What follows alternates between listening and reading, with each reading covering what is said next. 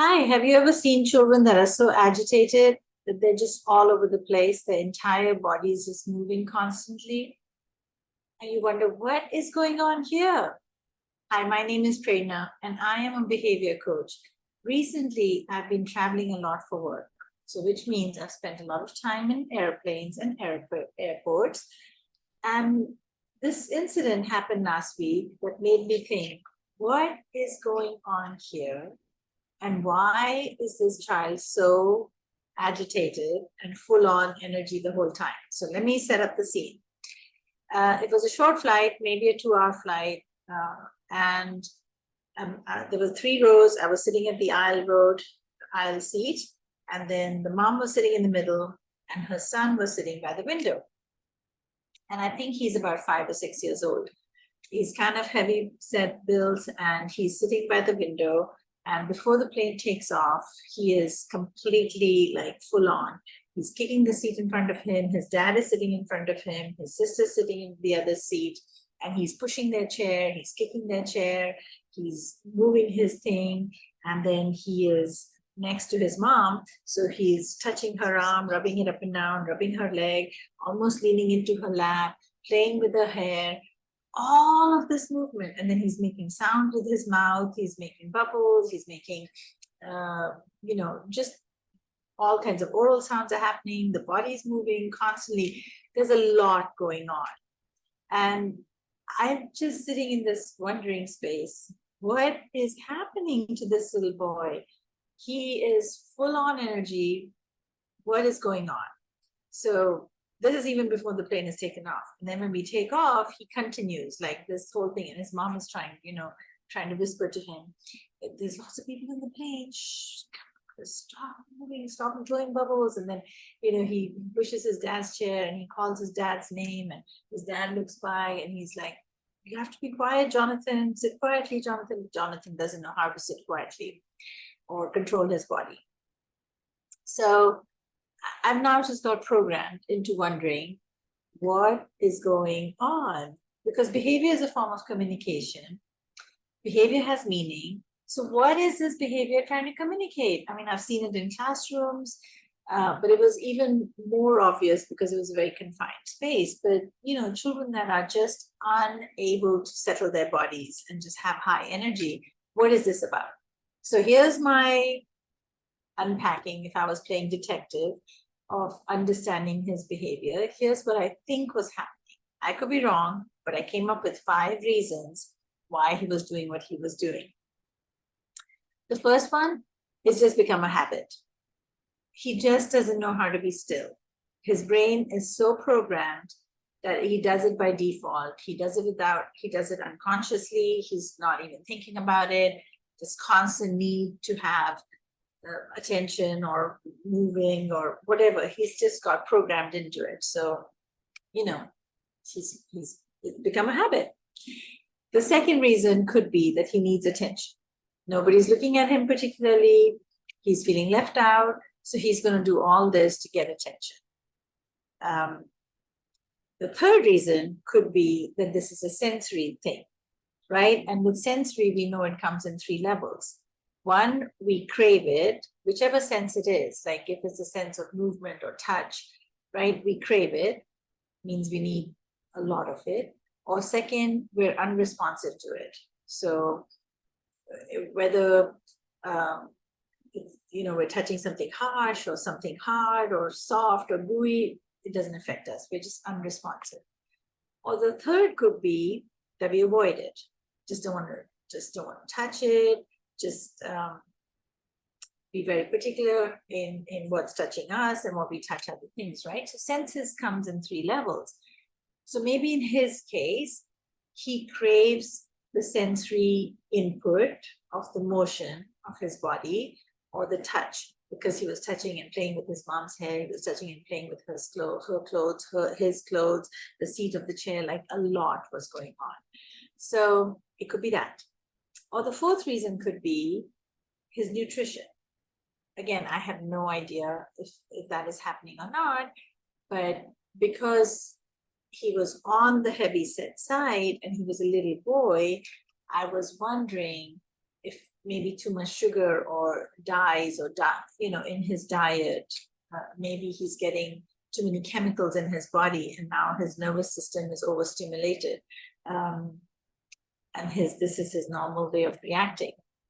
Well, the last fifth reason could be that he's addicted to devices. And if he doesn't have a device in his hand, then his body doesn't know what to do with it. His body cannot be still. The reason I landed on the fifth one with the devices was because the minute he got an iPad in front of him and put on his headphones, the whole thing just shut down. Like he was just calm. It was almost like this instant device just kind of mesmerized him and just kind of numbed him down. And that's what his brain is craving. Like with drugs, right? We don't want to give our kids drugs, but that's what drugs do. They create an addiction in the brain. When you don't have it, you need a fix. So is that what's happened to this little boy? That his brain is so addicted to the devices that he can't live without it. If he doesn't have something in his ears or something in his hands, his body is just completely out of control. It didn't look like a neurological difference. It didn't look like he had like a learning difference or a chemical reaction. It didn't look like that. It was one of these five, because he was able to completely be normal when the device came in his hand. So, okay, one part of it is that we kind of have to play detective and identify what is going on. And why does this matter? For teachers and educators, we really need to unpack behavior. What is the behavior trying to communicate, and how can I help this child so that you don't go through life dysregulated body, right? So along with identifying what is going on, the part of the other solution is how can I help this child? So I was thinking, if I was their coach, if I was this person's teacher coach or parent coach, how would I help them? The first, let's unpack. So I'll give you strategies for all five. The first one is habit. If it is a habit, if you think the child is constantly moving and making noises and, they can't still sit still, calling it out and telling them, you have a very powerful brain. Let's play a game. This game is called self-control and impulse control. And this is how you play the game. The next time you just watch your body, just do a self-scan, just watch your body. Are your legs moving? Are your feet kicking? Are your hands moving? Okay, now tell your brain, don't move it. Just for the next 10 minutes, let's put the timer on, and we're playing a game of self-control, and let's see if we can keep our body still. And you play it with them, and you make it like a game. So if it is a habit, you have to break the habit. You have to break one habit for another habit, a habit that they could use in life, and that could give them life skills. So calling their attention to it, making it into an impulse control game or a self-control game, and then stretching it slowly. Okay, for the next 10 minutes, let's see if we can do it. Oh, let's see how still can our body be. Brain is very powerful. Let's use it. The second one was attention seeking. If it is attention seeking, then using phrases like, I see you're kicking your legs. I see that you're pushing the chair in front of you. I hear you're making bubble sounds with your mouth. Are you trying to connect with me? Do you need some attention? Can we read a book together? Can we look at something together? Like, giving them a positive attention, but also helping them to direct their attention into something else. That could be helpful. If it's happening in a classroom too, using sentences like, I notice, I see, I hear, I understand you're getting impatient, the pain hasn't taken off, right? Label it. So if they're doing it for attention, engage with them. Ignoring it is not going to help them. The third one is sensory. How would you find out if it is a sensory issue going on with the children? You have to look for patterns. You have to look for patterns, and you have to see which time during the day. Is there a certain time during the day they get more agitated? Do you think it could be the lights, like the bright lights, the tube lights are happening? I personally can't be in bright tube lights all day. I feel drained, like my energy just gets drained. I need lamps around me. I need the natural light, like just the tube light is too harsh. So watching out and seeing, is there certain times during the day they get more triggered? Is it during circle time? Is it during center time? When are the children getting more antsy and agitated? And what, through their senses, are they getting overstimulated from, or what is creating a stress inside? Nutrition is harder unless you're a parent.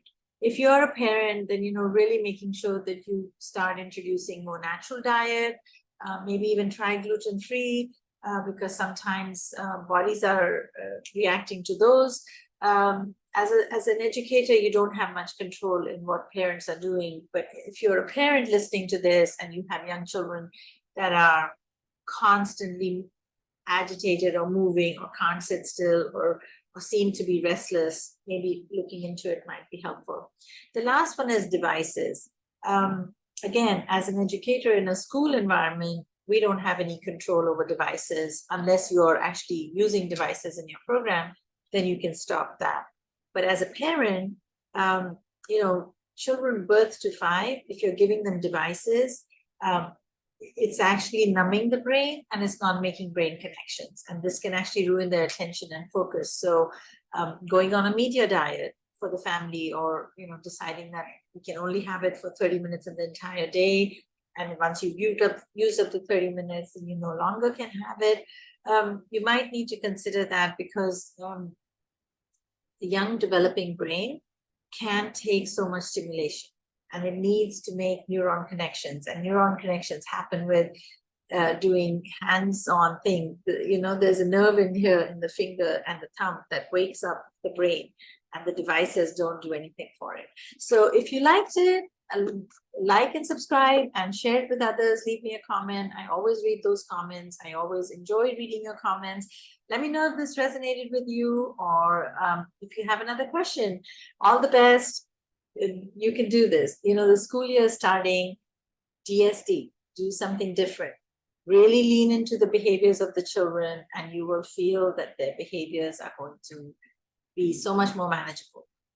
All the best. Take care. Until next time. Bye for now.